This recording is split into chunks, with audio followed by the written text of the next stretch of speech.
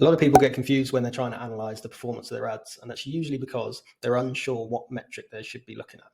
Really, if you're checking your ads and your ad performance, there's three things you should be looking at: your cost per lead or your ROAS that the ad is generating, your conversion rate on site, or your click-through rate.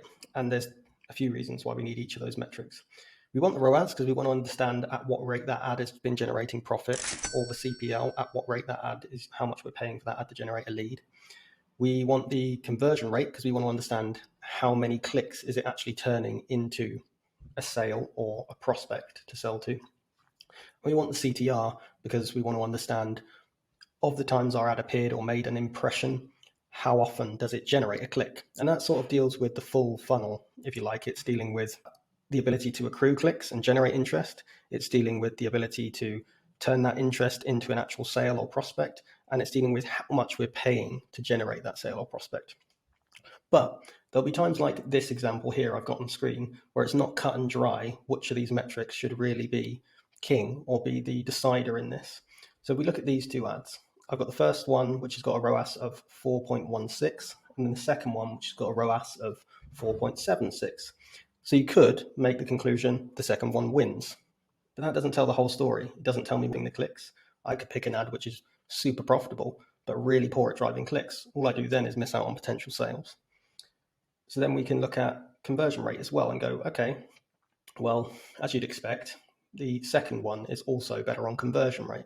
And it's like, okay, cool. So it turns those clicks at a greater rate into sales. That makes sense because its ROAS is also better. But then we also need to be looking at CTR. So which one has the ability to drive the prospects to my site for a potential sale? And that's a key part. But we can see the first one in actual fact has much better CTR, or a slightly better CTR, 10.53% versus 9.15. So in this case, where the metrics are all fairly narrow and comparable, how do we have a tiebreaker? And there's a quick and easy cheat way to do this. So if we come into columns and then go custom columns, and then we go CTR times conversion rate, then we go CTR times it by conversion rate. And then we express that as a percentage, click save. And then you can see we've got a custom metric that's been added there. So if I take that and I drop this in here, we'll see what it does. So there we go. So we can see, in effect, what all this formula is doing is it's taking the rate at which it generates a click and the rate at which it turns that click into a sale or a prospect, and it's combining the two. So you have a through line about which ad is actually the most effective at covering both prospects or both parts of the journey.